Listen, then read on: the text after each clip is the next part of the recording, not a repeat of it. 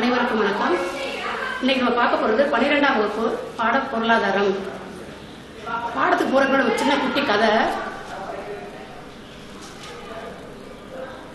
ஒரு மரத்துல ஒரு குருவி கூடு கட்டி வாழ்ந்துட்டு இருக்கு தன்னோட குட்டிகளோட. அந்த குருவிக்கு என்ன செய்யுது, ஒரே தாகமா இருக்குது. எங்கெங்கே சுத்தி பார்க்குது, தண்ணி காட்டி எங்கேயுமே கிடைக்கவே இல்லை. அப்ப என்ன செய்யுது, சரி நம்ம இவ்வளவு முயற்சி பண்ணி தண்ணி கிடைக்கவே இல்லை, ஒரு சோகத்தோட சேர்ந்து மரத்தை திரும்ப கூட்டுல சேர்ந்துருது. அதுக்கப்புறம் என்ன செய்யுது, இறைவன்கிட்ட வேண்டுது, கடவுளே எனக்கு ரொம்ப தண்ணி தாகத்துட்டு இருக்கு, தண்ணி எங்கேயுமே கிடைக்கல, அதான் சரி உங்கள்கிட்ட வேண்டாம தண்ணி கிடைக்கணும் உங்கள்கிட்ட வேண்டிட்டு இருக்கேன் அப்படின்னு சொல்லுது குருவி. உடனே என்ன செய்யறா, சாமி என்ன இறக்கப்பட்டு மழை பெய்யுது. மழை பெஞ்சு என்ன செய்ய, அங்கதான் குட்டையில கொஞ்சம் தண்ணி தேங்கி நிற்குது. அந்த தண்ணியை பார்த்தோன்னா குருவிக்கு ஒரே சந்தோஷம். குருவி என்ன செய்யுது, போய் அந்த தண்ணியை போய் குட்டிகளுக்கு கொடுத்துட்டு அதுவும் குடிச்சிட்டு கூட்டுக்கு வந்துடுது. என்ன செய்யுது, இறைவனுக்கு நன்றி செலுத்துது. எதுக்காண்டி உங்கள்கிட்ட நான் சொல்றேன் அப்படின்னா, ஒரு விஷயத்தை நம்ம யோசித்தோம் அப்படின்னா அது நடக்கணும் அப்படின்னு நினைச்சோம்னா முயற்சி செய்யணும். எப்படி குருவி தன்னுடைய தாகத்தை தீர்த்து கொண்டதற்காக பல இடங்களை சுற்றி திருந்து தன்னுடைய தாகத்தை தீர்த்தது யார் மூலியமா, இறைவன் வேண்டது மூலமா. அப்ப முயற்சியும் கடவுள் நம்பிக்கை இருந்தால் நம்ம என்ன செய்ய எதையுமே சாதிக்க முடியும். சரி, பாடத்துல போகலாமா? இன்னைக்கு நான் பார்க்க போறது பொருளாதாரம். 12ஆம் மாணவர்களோட பொருளாதாரம். பொருளாதாரம் அப்படின்னா என்னன்னாக்க, தேவை, அளிப்பு, விலை, விற்பனை, சந்தை, வரி, வங்கிகள், பணவீக்கம், இதை பூரா விளக்குறதா பொருளாதாரம். சரி, ஒவ்வொன்றுக்கு நான் ஒரு டெஃபினிஷன் சொல்றேன். தேவை அப்படின்னா, இப்ப குடும்பம் இருக்குது. குடும்பத்துல பல நபர்கள் இருப்பாங்க, அவங்களுக்கு சில தேவைகள் இருக்கும். அந்த தேவைகள் அப்படின்னா என்னது, சாப்பாடு பொருளா இருக்கலாம், அல்லது விளையாட்டு பொருளா இருக்கலாம், அல்லது ஏதாவது ஒரு பொருளா இருக்கலாம். அந்த பொருள் நமக்கு தேவைப்படுது அப்படின்னா நம்ம என்ன செய்யறோம், உடனே அந்த பொருள் எங்க விற்கிதோ அந்த கடைக்கு நம்ம போறோம். அப்ப உற்பத்தியாளர் என்ன செய்யறான், தான் உற்பத்தி பண்ண பொருளை கடைகளுக்கு விற்பனைக்கு கொண்டு வர்றான். அப்ப நம்ம தேவையான பொருள் எங்க போய் வாங்குறோம், கடைகளை போய் வாங்குறோம். நம்ம வாங்குறோம் பார்த்தீங்களா, அதுதான் என்னது, அளிப்பு. நம்மளோட தேவையை நம்ம என்ன சொல்றோம், நிறைவேற்றி செய்வதற்காக கடைக்கு போறோம். கடைக்கு போய் நம்ம அந்த பொருளை வாங்குறோம் பார்த்தீங்களா, அது அளிப்பு. அந்த பொருளை வாங்குறதுக்காக உற்பத்தியாளர் என்ன செய்யறான், ஒரு விலை நிர்ணயம் செய்யறான். உற்பத்தியாளர் விலை நிர்ணயம் செய்யறதை விட யாரு விலை நிர்ணயம் செய்யறாங்க அப்படின்னா அரசு. ஏன் அரசாங்கம் பொருளுக்கான விலை நிர்ணயம் செய்யுது அப்படின்னாக்க, நம்ம நாட்டுல ஏழை, பணக்காரன், நடுத்தர வர்க்கத்தை 3 பிரிவு இருக்காங்க. எல்லா மக்களும் அந்த பொருளை வாங்கணுன்றதுக்காக என்ன செய்யறாங்க, அந்த பொருளுக்கான விலை யார் நிர்ணயம் செய்யறாங்க, அரசு நிர்ணயம் செய்யுது. இப்ப ஃபாரின் கண்ட்ரிஸ்லாம் அப்படி கிடையாது. அமெரிக்கா, சிங்கப்பூர், மலேசியாலாம் அப்படி கிடையாது. அதெல்லாம் நல்ல பெரிய பணக்கார நாடுகள். அந்த நாடு என்ன செய்யறாங்க அப்படின்னாக்க, தான் உற்பத்தி பண்ண பொருளுக்கு அவங்க என்ன செய்யறாங்க, விலை நிர்ணயம் செஞ்சுக்கிறாங்க. நம்ம நாட்டில் அப்படி கிடையாது. நம்ம என்ன சொல்றோம், பொருளுக்கான விலை யார் நிர்ணயம் செய்யறா, அரசு தான் நிர்ணயம் செய்யுது. அப்ப அந்த பொருளை நம்ம என்ன சொல்ற, தேவைப்படுது, அதுக்கான பொருளை வாங்குறதுக்கு போறோம். பொருள் கடையில கிடைக்குது. அந்த கிடைக்கிற பொருளுக்கு நம்ம என்ன சொல்றோம், விலையை நம்ம என்ன சொல்றோம், நிர்ணயம் விலையை கொடுத்து வாங்குறோம். விலையை கொடுத்து வாங்கும்போது அந்த பொருள் எனக்கு விற்பனை ஆகுது. விலை கொடுத்து வாங்குற பொருள் எனக்கு விற்பனை ஆகுது. அந்த பொருள் எங்க கிடைக்குது அப்படின்னா சந்தையில கிடைக்குது. சந்தை அப்படின்னு என்னது, வாங்குறவங்களும் விற்கிறவங்களும் கூடும் இடம் தான் சந்தை. அந்த பொருள் என்னது எங்க வருது, சந்தைக்கு வருது. அடுத்து சந்தையோட ஒரு பொருள் வாங்கணும் அப்படின்னா இப்ப என்ன செய்யறாங்க, நிறைய பொருளுக்கு வரி இருக்குது. நேர்முக வரி இருக்குது, மறைமுக வரி இருக்குது. இந்த நேர்முக வரி அப்படின்னாக்க நம்ம என்னது, நேரடியா போய் அரசுக்கு செலுத்தக்கூடிய வரி தான் நேர்முக வரி. அதுக்கு எடுத்துக்காட்டு வருமான வரி. மறைமுக வரி அப்படின்னாக்க அந்த பொருளுக்கான விலையோட சேர்த்து என்ன செய்வாங்க, வரியையும் என்ன செஞ்சுருவாங்க, சேர்த்துருவாங்க. அதான் மறைமுக வரி. அந்த மறைமுக வரி அப்படின்னாக்க அதுக்கு எடுத்துக்காட்டு ஜிஎஸ்டி.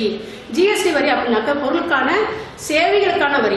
அதாவது ஒரு மாவட்டத்துக்கு ஒரு மாவட்டத்துக்கு பொருளை கொண்டு போறாங்க அப்படின்னா அந்த பொருள் ஒரு மாவட்டத்துக்கு மாவட்டத்துக்கு வரும்பொழுதே அதுக்கான ஜிஎஸ்டி வரி நிர்ணயம் செஞ்சிருவாங்க. அந்த ஜிஎஸ்டி வரி யாரை சென்றடைகிறது அப்படின்னாக்க ஒவ்வொரு விற்பனையாளர் கிடையாது, நுகர்வோரை சென்றடைகிறது. அந்த ஜிஎஸ்டி வரி யாரை சென்றடைகிறது, ஒவ்வொரு நுகர்வோரையும். இப்ப நான் ஒரு பொருள் வாங்கினேன் அப்படின்னாக்க அந்த ஜிஎஸ்டி வரி என்னை தான் சார்ந்தது. இப்ப நீங்க ஒரு பொருள் வாங்கினீங்க அப்படின்னா அந்த பொருள் என்னது, வரி நீங்க என்ன கொடுத்து அந்த பொருளுக்கான விலையோடு சேர்த்து வரியை நிர்ணயிச்சிருவாங்க. அப்ப அந்த வரி யாரை தாக்குது, நுகர்வோரை தாக்குது. அடுத்து வங்கிகள். வங்கிகள் அப்படின்னாக்க இப்ப நமக்கு சில பொருள் வாங்குறதுக்கு கடன் தேவைப்படும். எக்ஸாம்பிளாக்க நம்ம 2 வீலர் 4 வீலரு இல்ல சாதாரணமா ஒரு டிவி வாங்கினா கூட என்ன செய்ய லோன் வாங்கிக்கிட்டு இருக்கோம். அந்த லோன் வாங்கும்போது அந்த கடையில போய் ஒரு பொருளை வாங்கிறோம். அந்த பொருளுக்கு என்னது, ஒரு ஆரம்ப முதலீடா ஒரு 5000 10,000 கொடுத்து வாங்குறோம். மிச்ச பணத்தை நம்ம என்ன செய்றோம், பேங்க் மூலியமா என்ன செய்றோம், நம்ம மாதம் 2000 3000 என்ன செய்றோம், பேங்க் மூலியமா நம்ம என்ன செஞ்சுட்டு இருக்கோம், அந்த கடையில கட்டிக்கிட்டு இருக்கோம். அப்ப என்னது, வங்கிகளும் இந்த பொருளாதாரத்தில் மிக சிறந்த செயல்பாடு இருக்குது. அதுக்கப்புறம் பணவீக்கம். பணவீக்கம் அப்படின்னா என்னது? பொருளுக்கான விலை அதிகம், பணத்தோட மதிப்பு குறைவு. இப்போ 1993 பார்த்தோம்னா அப்படம் பார்த்தீங்கன்னா ஒரு பவுனோட விலை வந்து 3500 ரூபா தான். ஒரு பவுனோட விலை வந்து 3500. இப்போ 1994 வந்து. ஆனால் இப்போ 2020 ஒரு பவுனோட விலை வந்து 45,000 ஆகுது. இதுக்கான வேரியேஷன் என்ன அப்படின்னாக்க பணத்தோட மதிப்பு குறைஞ்சு போச்சு, பொருளோட விலை செஞ்சு ரொம்பவும் அதிகரிச்சிச்சு. அதான் பணவீக்கம். இதை பூராத்தையும் படிக்கிறது என்னது? பொருளாதாரம். இது எல்லாத்தையும் உள்ளடக்கிறது என்னது? பொருளாதாரம். இந்த பொருளாதாரத்துக்கு வந்து முதல் நோபல் பரிசு பெற்றவர் யார் அப்படின்னாக்க ராக்னர் ஃபிட்ஸ். இவர் தான் அது பொருளாதாரத்துக்கான நோபல் பரிசு பெற்றவர், முதல் நோபல் பரிசு பெற்றவர். எந்த வருஷம் அப்படின்னாக்க 1933ஆம் ஆண்டு முதல் நோபல் பரிசு பெற்றவர். இவர் எந்த நாட்டை சேர்ந்தவர் அப்படின்னா நார்வே நாட்டை சார்ந்தவர். நார்வே இது வந்து ஐரோப்பாவில் இருக்கக்கூடிய நாடு. நார்வே நாட்டில் பிறந்தவர் யாரு? ராக்னர் ஃபிட்ஸ். 1933. இவர் என்ன சொல்றாரு அப்படின்னாக்க பொருளாதாரத்தை ரெண்டா பிரிக்கிறார். பொருளாதாரத்தை ரெண்டா பிரிக்கிறாரு. ஒண்ணு என்ன அப்படின்னாக்க முன்னியல் பொருளாதாரம், பேரியல் பொருளாதாரம்.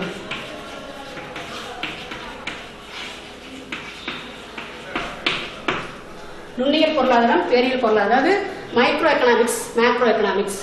இந்த மேக்ரோ எக்கனாமிக்ஸ்ன்றதான் இந்த பாடத்தோட தலைப்பு. இந்த பாடத்தை தலைப்பினது மேக்ரோ எக்கனாமிக்ஸ், அதாவது பேரியல் பொருளாதாரம். இந்த பாடத்தை தலைப்பினது பேரியல் பொருளாதாரம். பேரியல் பொருளாதாரம்னா அதாவது ஒரு நாட்டோடைய ஒட்டுமொத்த பொருளாதாரத்தை முழுமையையும் ஆராய்வது பேரியல் பொருளாதாரம். ஒரு நாட்டோட ஒட்டுமொத்த பொருளாதாரத்தை ஆராய்வது பேரியல் பொருளாதாரம். இப்ப நம்ம நாட்டில் வந்து 28 மாநிலங்களும் 9 யூனியன் பிரதேசங்களும் இருக்கு. ஜம்மு காஷ்மீர் சேர்த்து 9, 28 மாநிலங்களும் 9 யூனியன் பிரதேசங்களும். இப்ப நம்ம நாட்டில் இருக்கக்கூடிய தமிழ்நாட்டில் இருக்கக்கூடிய மக்கள் தொகை, வேலை வாய்ப்பு, மற்றபடி நிறைய விஷயங்களை பத்தி தமிழ்நாட்டுக்கு முழுமைக்கு மட்டும் பார்க்கறது வந்து நுண்ணியல் பொருளாதாரம். இந்தியா முழுமைக்கு இருக்கக்கூடிய வேலை வாய்ப்பு, மக்கள் தொகை பெருக்கம், உற்பத்தி, நாட்டு வருமானம், இதை பற்றி ஆராய்வது பேரியல் பொருளாதாரம். இப்ப இந்த பேரியல் பொருளாதாரத்தினுடைய முக்கியத்துவம், அதாவது இயல்புகள் சொல்லலாம். பேரியல் பொருளாதார இயல்புகள். பேரியல் இயல்புகள் அப்படின்னாக்க ஒரு நாட்டுடைய ஒட்டுமொத்த பொருளாதாரத்தை ஆராயும் பொழுது சில பிரச்சனைகள் ஏற்படும். எப்படி அப்படின்னா இப்ப நாட்டு வருமானம் பார்த்தோம்னா ஒவ்வொரு தனிமனிதனுடைய வருமானம் தான் ஒரு நாட்டுடைய வருமானம். அதாவது தலாவித வருமானம் சொல்லுவாங்க. தலாவித வருமானம் அப்படின்னா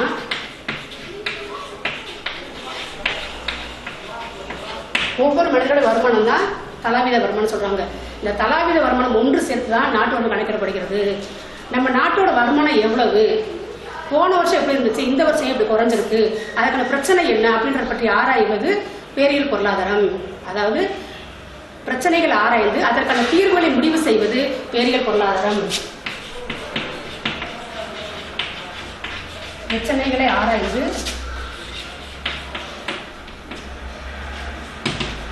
அதற்கான முடிவுகளை சொல்வது.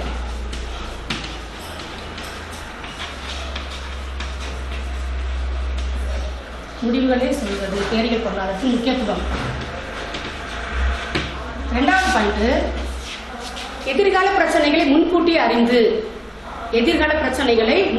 அறிந்து அதற்கான தீர்வுகளை நாம் முன்கூட்டி எடுப்பது.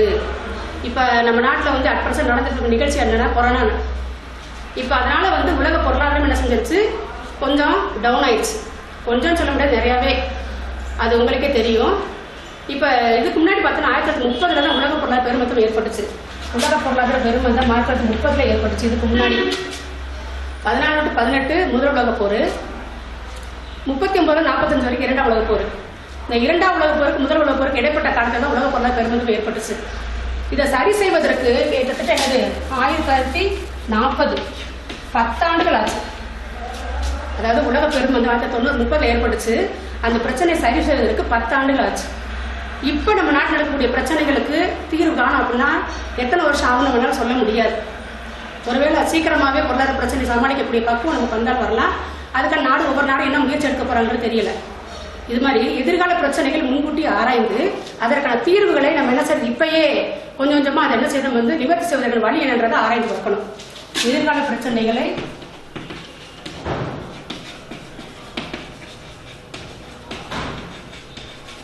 பிரச்சனைகளை முன்கூட்டி ஆராய்ந்து அதற்கான முடிவுகளை எடுப்பது, அதற்கான தீர்வுகளை எடுப்பது. மூணாவது பாயிண்ட் என்னன்னு கேட்டா, மூணாவது பாயிண்ட் இப்ப ஒப்பிட்டு பார்ப்பதற்கு, அதாவது 1919 18-19 வந்து வளர்ச்சி எப்படி இருந்துச்சு. எடுத்துக்காட்ட வந்து ஒரு 2 வீலர் கம்பெனி உற்பத்தி 18-19 அதுல எப்படி உற்பத்தி இருந்துச்சு, இப்ப 19ல இருந்து 20 வரைக்கும் எப்படி உற்பத்தி இருந்துச்சு அப்படின்றத நம்ம என்ன செய்யணும், ஒப்பிட்டு பார்க்கணும். 18-19 19ல இருந்து 20, இப்ப நான் 5 மாசத்துல 2 மாசம் கழிச்சிருவோம். ஏன் அப்படின்னாக்கா இப்போ கொரோனால சேல்ஸே கிடையாது. சரி, ஒரு 3 மாசம். இப்ப இந்த வருஷங்கள்ல வந்து எப்படி வந்து உற்பத்தி அதிகரிச்சிச்சு அப்படின்னு பார்த்தோம்னா, அதிகரிச்சிச்சா குறைஞ்சிச்சா அப்படின்னு பார்த்தா 17% என்ன செஞ்சிருக்கு, குறைஞ்சிருக்கதா சொல்றாங்க. 2018-19லையும் 20 இந்த 3 மாசத்துலயும் 17% என்ன செஞ்சிருக்கு, அந்த இருசக்கர வாகனோட உற்பத்தி என்ன செஞ்சிருக்கு, குறைஞ்சிருக்குன்னு சொல்றாங்க. இதுக்கான காரணம் என்ன அப்படின்னாக்கா, ஒண்ணு வந்து விலையேற்றம், இன்னொன்று வந்து பணத்தோட மதிப்பு குறைஞ்சு போறது. அதாவது ஒரு பொருள் வாங்க போறோம் அப்படின்னாக்க அந்த பொருளோட விலையை தான் முதல்ல என்ன செய்ய வந்து பார்க்க முடிய, அந்த பொருள் எவ்வளவு நாளைக்கு உழைக்குது அப்படின்றது வந்து செகண்டரி தான். அப்ப அப்படின்றப்ப என்ன சொல்றாங்க, 17% என்ன செஞ்சிருக்கு, இது வந்து குறைஞ்சிருக்கு. அப்ப சென்ற ஆண்டுக்கும் இந்த ஆண்டுக்கும் எப்படி விற்பனை உற்பத்தி எப்படி மாறுபடுது அப்படின்றத ஒப்பிட்டு பார்ப்பதற்கு பேரியல் பொருளாதாரம் பயன்படுகிறது. இது போல பேரியல் பொருளாதார இயல்புகள். அடுத்து வந்து அழிக்க போறேன். இப்ப பொருளாதாரத்துல 3 வகையான அமைப்புகள் இருக்கு. ஒன்று வந்து முதலாளித்த பொருளாதார அமைப்பு, சமதர்ம பொருளாதார அமைப்பு, கலப்பு பொருளாதார அமைப்பு. முதலாளித்த பொருளாதார அமைப்புக்கு எடுத்துக்காட்டு வந்து அமெரிக்கா. சமதர்ம பொருளாதார அமைப்புக்கு வந்து ரஷ்யா, சீனா. கலப்பு பொருளாதாரம்னா இந்தியா. பார்க்க போறது வந்து முதலாளித்த பொருளாதார அமைப்புகள். சார்பாஸ் முதலாளித்த பொருளாதார அமைப்புகளின் இயல்புகள். முதல்ல வந்து தனியார் சொத்துரிமை.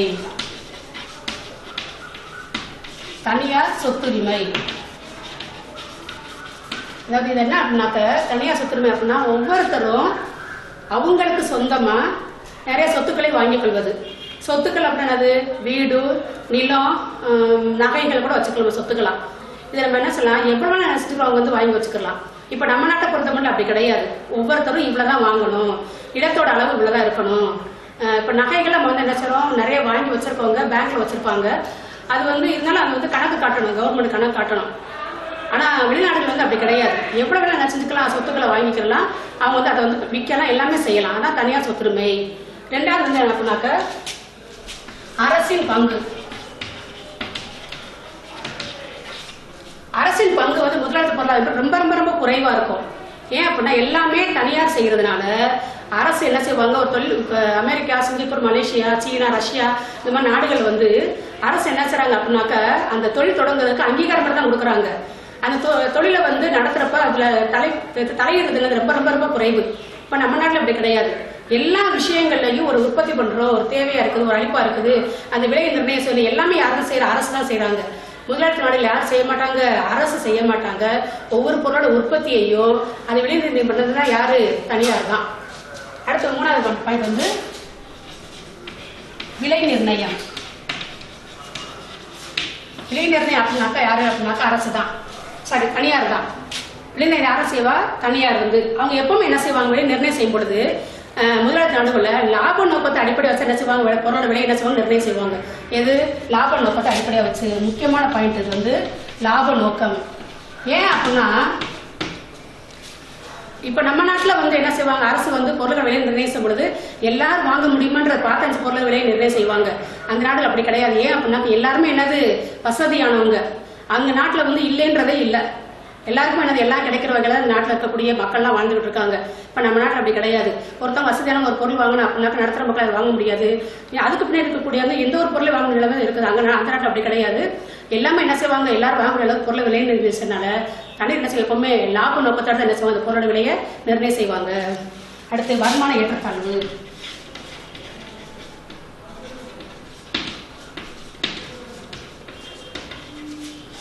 வருமான ஏற்றத்தாழ் அப்படின்னாக்க முதலாளி நாடுகளில் இப்படி நம்ம நாட்டில் வந்து செல்வந்தர்கள் ஏழைகள் அப்படிலாம் வாழ்றாங்களோ அதே மாதிரி அந்த நாட்டில் இருக்கிறாங்க. ஒரு பழமொழி இருக்குது, பணக்காரர் மீண்டும் மீண்டும் பணக்காரர் ஆகி கொண்டிருக்கிறார்கள், ஏழைகள் மீண்டும் மீண்டும் ஏழையாக கொண்டிருக்கிறார்கள். அது வந்து எல்லா நாட்டுக்குமே பொருந்தும், நம்ம நாட்டுக்கு மட்டும் கிடையாது, அமெரிக்காவுக்கு மட்டும் கிடையாது, எல்லா நாட்டுக்குமே பொருந்தும். இது போல அது முதலாளிகளுடைய இயல்புகள். சரி, இது வரைக்கும் எனக்கு இந்த பாடம் போதும். நம்ம அடுத்ததுல வந்து வேற டாபிக் பத்தி பார்ப்போம். இதே பாடத்தோட தொடர்ச்சியை பார்ப்போம். 3 கேள்விகள் நான் சொல்றேன். பொருளாதாரம் என்றால் என்ன? பேரியல் பொருளாதாரம் என்றால் என்ன? திரும்ப சொல்றேன், பேரியல் பொருளாதாரம் என்றால் என்ன? அடுத்து வந்து பேரியல் பொருளாதாரத்தின் முக்கியத்துவம், அடுத்து முதலாளித்துவ பொருளாதாரத்தின் இயல்புகள். இந்த 3 கொஸ்டினுக்கு ஆன்சர் நான் நடத்தினதுல இருக்குது. நீங்க நல்லா அந்த பாடத்தை வாட்ச் பண்ணிட்டே வந்தீங்கன்னாக்க அதுக்கான ஆன்சர் கிடைக்கும். படிச்சு வச்சுக்கோங்க. முக்கியமான பாடம் இது, முதல் பாடம். பொருளாதாரம் மிக முக்கியமான பாடம், முதல் பாடம். ஸ்டூடெண்ட்ஸ் படிச்சிருங்க. நன்றி.